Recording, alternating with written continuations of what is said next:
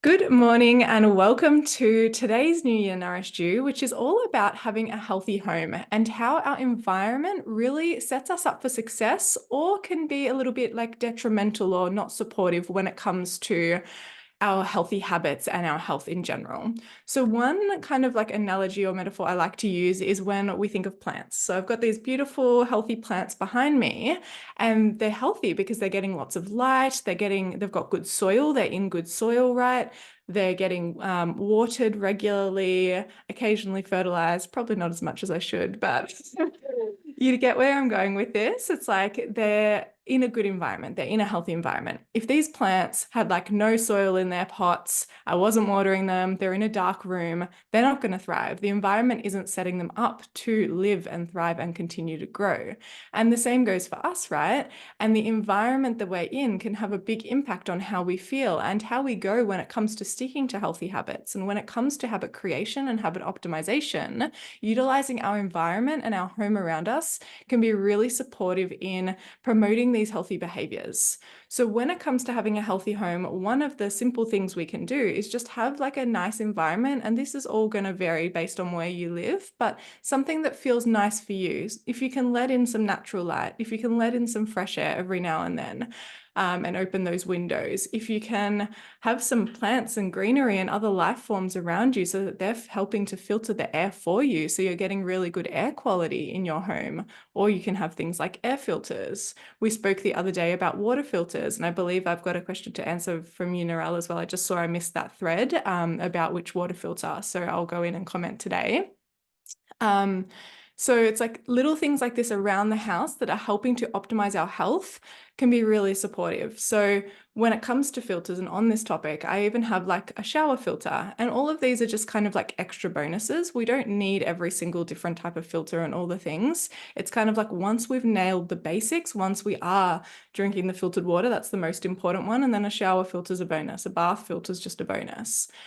Same with the air filters. If you don't want to get air filters, you can utilize things like plants or just like have your windows open to let some fresh air in and let the stagnant air out. So little things like this, really making that home almost like a little sanctuary. When I first moved into this place, I chose to really be intentional and be like, okay, I want to feel like I'm at like a wellness retreat every day or a day spa every day. So getting the diffusers and having things like beautiful plants and crystals and nice things around the home that really feel like a calming, soothing, supportive environment. So just taking a look and like where in your home maybe is there lots of clutter? Where does that clutter need to be tidied up a little bit? Because I always say, and you've probably heard this before as well, a cluttered life leads to a cluttered mind, because you might notice a bit of like a mirroring when you're feeling really stressed and overwhelmed internally. That can be reflected externally to you, and like maybe you're being a little bit messier than you normally would. So just noticing, it's like, okay, is my environment a bit cluttered or messy? Am I feeling a bit cluttered, messy, overwhelmed in my mind too? And how can I utilize each other to support the other one? So how can I clean up my surroundings to feel more like calm and at peace and like, oh, everything's nice and tidy and orderly and this feels good. And same with the internal, right? We want to do like a little internal declutter too if we do have a lot on our mind. And this is where things like doing brain dumps can be really helpful, just getting a piece of paper out and literally just dumping everything on that piece of paper. This is a practice I do regularly, at least weekly, when I'm doing my weekly planning session. And it helps so much because we just kind of like open up so many tabs in our mind and we don't often go in and close them, right? Like our computer browser, we've got these internet browsers and we've got all these tabs open. And every so often our computer gets really slow and we're like, all right, I've got to go close some tabs. So we have to do it. We're forced to do it when it comes to a computer. But with ourselves, sometimes we forget. And you'll notice that just like that computer browser gets slow and you're like, oh, why is this taking so long? When we have a million tabs open in our mind, we also can't focus or think as clearly because there's just so much going on in there and we feel tired or more fatigued. So similar sort of thing. So really taking a look at that like internal environment and external environment and making sure that there's like orderliness and in a way that feels good for you. Some people like lots of little, like I've got lots of little knickknacks. Some people might think that's cluttered and be like, no, I need just bare surfaces, more minimal, maybe just one or two things, and finding what works for you and what feels good for you and what feels most like calming, inviting, all of that, because this is your sanctuary, your home. So no one else can tell you what that is. And that's the whole theme of this whole 10 days as well, right? Like finding what works for you. And same goes with having your healthy home. Yes, there's little hacks like having these different types of filters, or some that I'll get into specific to habit creation, but just starting to think about, okay, how do I feel when I walk into my home? Do I keep blinds shut and it feels a bit dark? And could I open those blinds up more and more often and lighten up the place? Or maybe the place is just a little bit darker because of where the windows are. Can I get some really nice like lamps and lighting that are going to help me feel like really nurtured and nourished when I walk into my home? Now, when it comes to environment, something that we also want to address is what we keep in our environment. So the things that are going to support the healthy habits are the things we'd love to keep within the environment, right? Whereas things that are going to be unsupportive, we can either keep somewhere where they're harder to access or we don't always see. Because remembering, I think I've mentioned it one of the other days, when it comes to habit creation and initiating a behavior, there's usually some sort of a trigger or a cue. So we see something and then it leads to the behavior of doing the thing. So maybe it is having, maybe you've got cookies on an eye level shelf in your pantry, and you notice every time you open your pantry, you see the cookies, you think of the cookies, therefore you want the cookies. And remember, real food most of the time doesn't mean you can't eat cookies. It's just saying like noticing what you're seeing more often. So if you're always seeing those cookies and every time you open the pantry, which might be multiple times a day, your body's like, oh, I want those cookies, like yum, you're thinking of them, it might initiate that behavior to eat the cookies and eat them more than you might want to when it comes to nourishing your body with real food most of the time. So just noticing like the placement of different things as well. So when it comes to the foods that you really want to nourish your body with, these real foods, keeping all those at eye level and then keeping the other foods somewhere a little bit lower, somewhere where you don't necessarily think about them multiple times a day. So that way, when you actually genuinely want them and you're craving them and it's like something that's a true desire, not just because you've seen them, then you can choose to eat them and you'll enjoy them more. So noticing where you keep things. So when it comes to your pantry and your fridge, optimizing that so that you're keeping those things that you're eating most often at that eye level and where they're really easily accessible. It's like you open up that fridge or your pantry and you're like, oh, I see some nuts. Great. This is perfect for the snack that I was just looking for. Or, oh, perfect. All of my stuff for my breakfast is right here. So when I just open that cupboard in the morning, it's really easy to just pull that out and assemble that. Same with main meals, whatever it is, just optimizing the placement of things and really being intentional with the things you want to utilize more, having those in those eyesight places or the easy access places.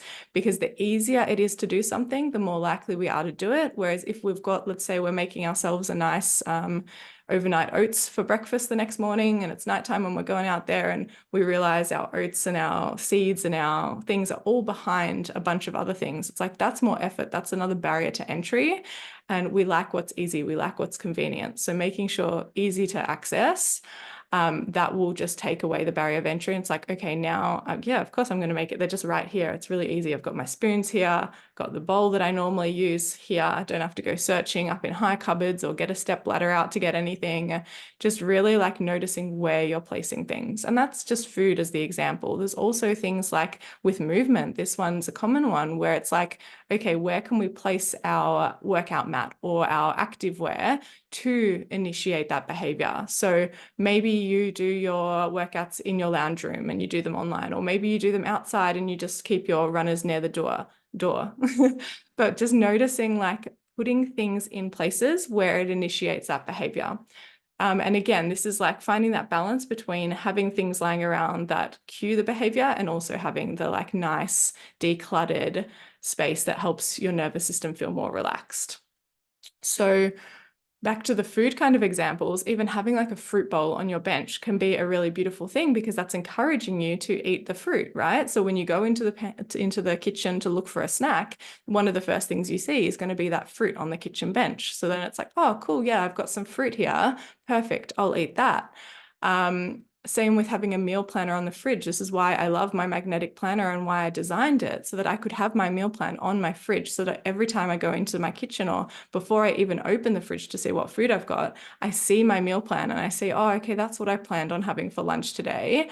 And I'm more likely to go ahead and eat that. And it also means I'm so much more organized on the weekends, because then I've planned for, okay, what am I eating on which day?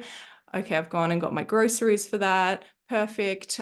Maybe I've done some meal prep for that as well. Maybe half of it's already prepared for me in the fridge and I just have to go in and get it out. It reminds me. And on that note, like having little parts where you can tick habits off on my planner, for example, and you can do this in any way that you choose. It reminds me, it's got the little boxes where I can like tick how much water I've had or track certain habits for the week. So just making those things kind of obvious and putting them somewhere that you see them. And if there's things that you've purposely put in places that you see them, but you've stopped seeing them because your mind's like, oh, okay, I'm not really using it. It's not important. It's become part of the furniture. Shift it up and move it around a little bit. And notice that like when you kind of like do any rearranging in your environment, you'll notice that it's different for a while until it becomes normal again. And then the mind's like, yeah, this is just how it is. I don't have to remember this or notice this anymore. We can put our energy elsewhere. So with things like, let's say you've been trying to use a magnetic planner and there's been times where I've gone through phases where I haven't used mine and then I just kind of stopped seeing it on the fridge. It's like, yeah, it's just part of the furniture. Just move it somewhere else temporarily and then eventually move it back to the fridge. But again, try and move it to somewhere where you'll still see it. Same with your water glass. Let's say you've been leaving a glass on your bench to remind you to drink water in the morning, and maybe you haven't been utilizing it. Maybe you've been too busy and distracted and you haven't actually been using it. So that glass has just become like part of the furniture and you're not seeing it and thinking, oh, I've got to drink water anymore. Move the glass to a different spot and then it will help to kickstart that behavior trigger again. So just noticing how even yoga mat, this can be one. If you've got a yoga mat somewhere where you can actually see it, but it just stays there and you just haven't used it in ages, and now you don't even notice that it's there anymore. So moving things around to your advantage as well, and seeing how the setup of your home can also be really supportive. So some other things I want to talk about aside from behavior optimization when it comes to having a healthy home are even things like decreasing our chemical exposure and having like a home where we use natural products where we can. And this can be a slow process, right? I always recommend nailing the basics like our food, like our sleep, like our movement, our regulated nervous system, our hydration before we move on to these other kind of things. These other things are bonus. So when it comes to having a more low tox home, this can be really supportive for our detoxification pathways and place less of a burden on our liver. It can also support our hormones because a lot of different chemical cleaning products and cosmetics and all of this kind of stuff can have endocrine disrupting properties, which means that they can mess with our hormones ultimately. So just like slowly removing some of those harsh chemicals and moving more towards natural products. And this is in all areas. So it goes for cleaning products like our laundry, dishwashing, hand soaps, all those kinds of things. But yeah, your household cleaning products, but then also the products you're putting on your skin. And I'd probably say it's more important to start with what we're putting on our skin. So like our cosmetics, our skincare, our daily moisturizers, things like this, switching those to natural before the household cleaning products would probably be recommended because they're going directly on our skin. And our skin is an organ. It's our biggest organ and it's one of our barriers of protection. So some of what we put on our skin does get absorbed into it. And then obviously the body has to detoxify that. So the more natural that is, the more supportive it's going to be for our body as well. So starting to look at, okay, what's currently in my makeup cabinet? What's currently in my laundry? And with this, I will also say, discern what feels like it's going to be most supportive. Like, for example, I went through a phase of years where I completely cut out all chemicals and everything was completely natural. And then it got to a point where certain stains just weren't coming out of clothes. So I just recently, again, bought a stain remover. And there was a part of me that's like, I know this is so bad for me. But I also am like, I'm doing everything else so well. And like, we can't be perfect about it. And if we get too stressed or too pedantic about things, then that can actually be more stressful. And then we know the impacts of stress on our body are not going to be supportive for our health. So discerning what feels right for you. If there are certain products that you're like, okay, I don't want to part with this one, just optimize some of them. And this is kind of like that approach that I say with food, like real food majority of the time. We can apply that when it comes to products and natural products majority of the time, right? But like that doesn't mean I'm not going to ever walk through Maya because I have to smell all the artificial perfumes and I know my hormones are like, what the hell is this? So it's like just discerning and being like, okay, there's going to be times where we are exposed to certain things. And even just being out in public, smelling other people's perfumes, things like that, and knowing that it's okay and our body's got it because we are supporting it and nourishing it majority of the time. And in those times where we do choose to use more of like a chemical-based product, or if we choose to put on some perfume or whatever it is, light a normal candle that's full of like the wax, or what's it called? Paraffin.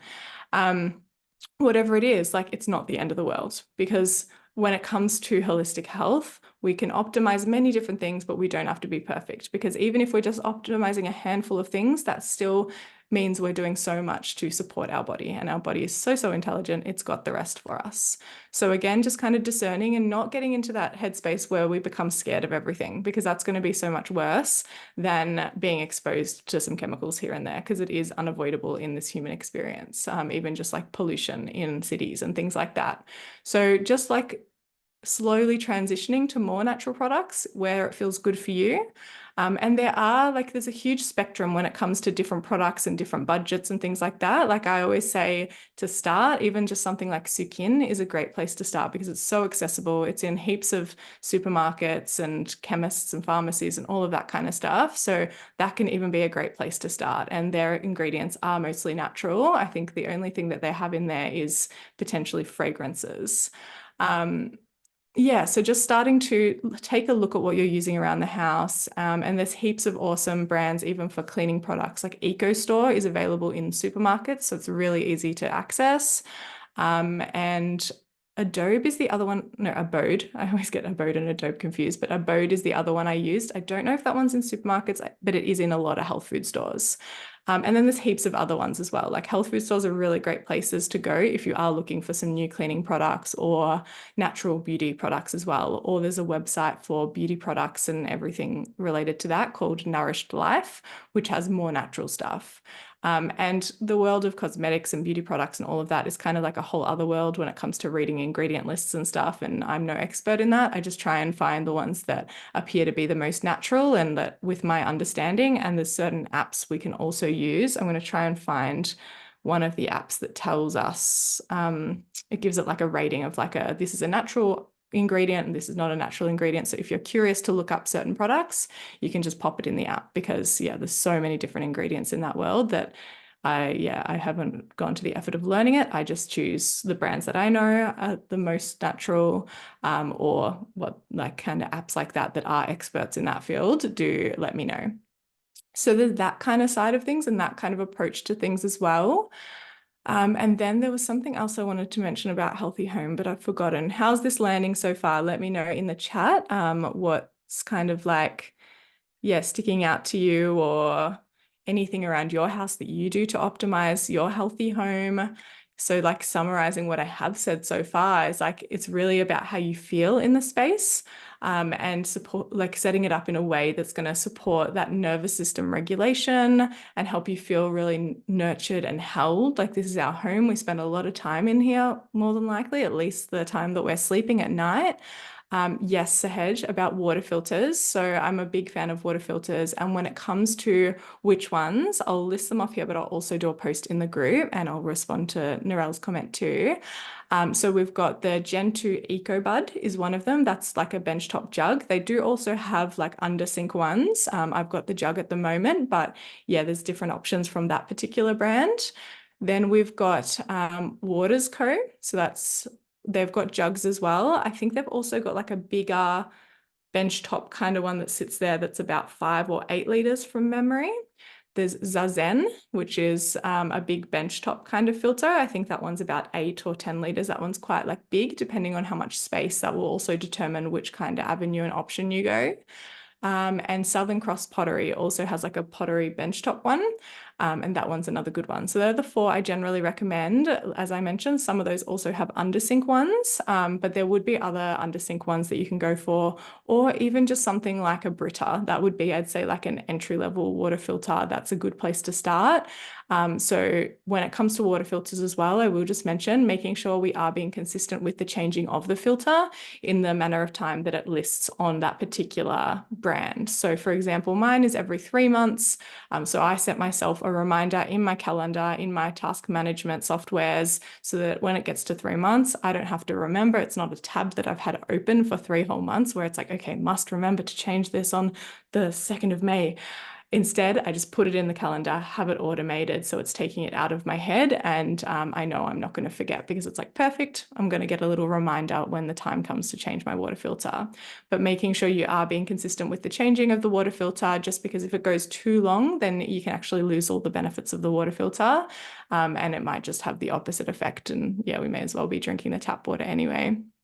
Narelle, I like a clean, clutter-free home and benches. Yes. My business has taken over this space, but I'm gaining it back after Christmas. Amazing. That's so glad to hear.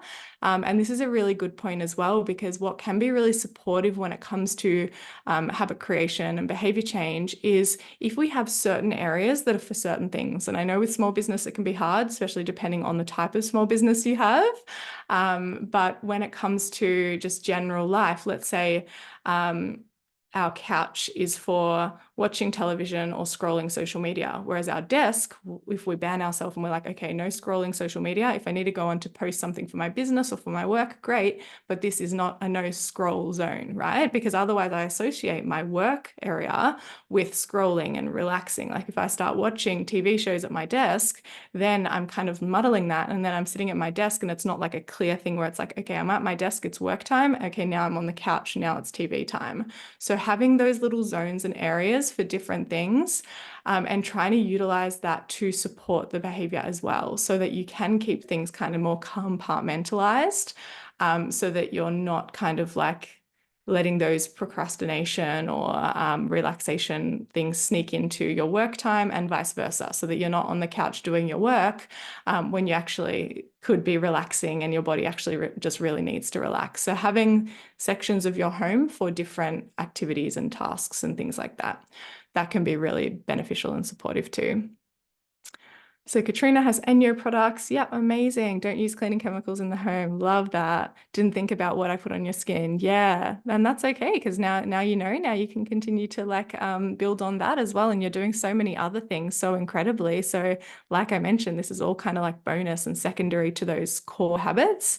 But how exciting that now you get to kind of like experiment with different skincare and cosmetics and all of that kind of stuff. Beautiful.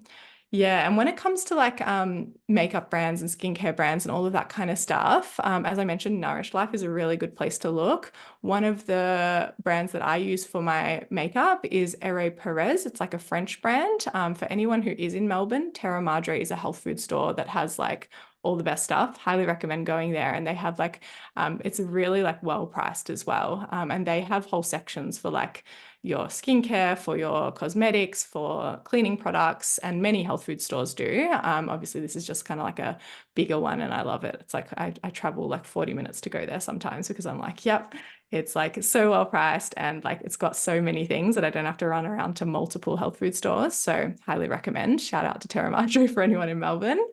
But yeah, so like going to these kind of health food stores and having fun with it, not thinking, oh no, now I have to rediscover all these like different brands and oh, this is like a whole other thing to worry about. Remember, it's all bonus. So take that pressure off first up, and second up, like how can you make it a little bit fun? How can you be like, awesome, well, this weekend I've got some space on Sunday morning, and I'm actually just going to go to a few new health food stores and just have a wander and just see what they've got on offer and see what I like and maybe test some of the things there and just enjoy the process. Remember, the more that we can make processes enjoyable, the more likely we're going to want to do it. If we surround processes with stress and pressure and obligation, we're just going to be like, oh, do we have to do that? Like it's going to be so much more, there's going to be more resistance present. So just making it fun, making it something that you get to do over time. Maybe it's like a cool thing where it's like, as you finish each thing, rather than buying the same one, like the current like chemically kind of versions, then you swap it over. So not encouraging like wastage and things like this either. Like use what you've got, and then, okay, you've just finished your laundry detergent. Awesome. Let's head out and go find a more natural laundry detergent. Great. You've just finished your foundation. Cool. Let's find a natural foundation and let's see what vibes there. So it can be really budget friendly, kind of like swapping and transitioning this over too. It's not like you have to do a complete overhaul and chuck everything out and then go spend hundreds of dollars buying everything. It's totally not the case. So you choose what works best for you. Some people like being like, nah, this is all going. I'm going to go just buy a whole sets of things. And other people, it's more of that slow build. I know for me, it was like over time, I kind of transitioned. And yeah, like it happens eventually. Like it's not like it's better if it's one way or the other. So Terra Madre, yes, thank you, Sahej, for answering that one. Southeast Melbourne friends, yes, Whole Food Merchants in Ferntree Gully. I second that, Sahej. That place is so great. And that's actually, I'd say, almost even bigger than Terra Madre. It's like it's like a wonderland department store for health food. Yeah, so highly recommend Whole Food Merchants as well. And there's many beautiful little health food stores as well, depending on the area you're in, depending on the state you're in even. So just like getting familiar with what's around you, Googling health food stores around me. And you'll notice that like health food stores, some of them also have other things for around the house too. So when I was talking about making my home a sanctuary and adding in the diffuser, that could be something you're interested in. It's like, oh, essential oils, that's a great idea. I'd love to have some like lavender diffusing to calm me, or some like citruses when I want to like kind of increase my energy, and like maybe some sweet orange because that helps provoke like joy and happiness, like whatever. There's so many different essential oils and so many different purposes. It's kind of like with herbal teas. But yeah, just like seeing maybe that's something you can start to play with and incorporate and bring in. Maybe you want some rosemary diffusing in your office because that supports with like focus and memory, whatever it is, just like going and getting little things like that as well that help you feel like you are in that sanctuary and that it's like that really nurturing environment. So health food stores have all those kinds of things too. And obviously there's many online websites where we can get all that kind of stuff. But just starting to see, okay, how is my house feeling? Like, how does my nervous system feel when I walk into my home?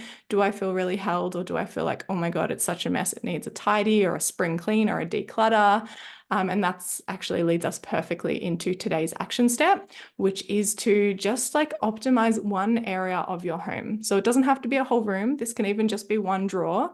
Maybe it's a drawer you've been avoiding. Maybe you can utilize the accountability of this container to do that like thing that you have been putting off. Because I find like when I've got this accountability, it helps me do those things that otherwise it would go months for me like avoiding and being like, I don't want to do that one. That one's a bit of a bigger job. So maybe it's a drawer, maybe it's a shelf, maybe it's like a surface. Just pick one area of your house. If it is a whole room, awesome. Depends how much time you've got today, I suppose. But just like noticing one area that feels a bit like, oh, that area is like, I'm kind of been avoiding that area because I know it's going to take me a little bit of time. And just start. Even if you just start, if it is a bigger job and you're like, oh, I've got this area that's like, that's probably going to take me a day and I don't have the time today, just like move a few things, get started. And remember, well, often starting is the hardest part. And obviously we've got to work within our time constraints and like what we have the potential to do today. But just seeing that even like moving a few things from that part you had been avoiding or that does need a bit of attention, then it will be easier to do the same thing the next day, the same thing the next day. And you've kind of like started the process so it feels less overwhelming. So every time you go back, it's like, okay, yeah, it's getting easier and easier and just chipping away at it. But yeah, if you just pick one area today and you declutter that or optimize that, maybe you move some things around and make it feel really like nurturing, nourishing, whatever you want your home to feel like as well. Like I'm using these words because they're words that I really desire my home to make me feel and to help me feel. But maybe you want your home to help you feel a different way. So like tuning into, okay, how do I want to feel when I'm at home? And how can I make my space mirror that? How can I make my space really supportive of that? Narelle puts lemongrass in my vacuum. That's so cool. The carpets smell amazing. Yeah, they would. Lemongrass is such a beautiful scent. I'm so curious about that. Where do you put it in? Or like, feel free to unmute or type, whichever's Right. easier. I Yeah. just put it on the filter, on the vacuum. Oh, Just put a that's couple of drops on the filter. Yeah, every time I change it. Yeah. yeah. Oh, I love that. That's such a The great house idea. smells amazing when you vacuum. Yeah. Yeah, that's a really creative way to use the essential oils. And yeah, I'm totally trying that next time I vacuum.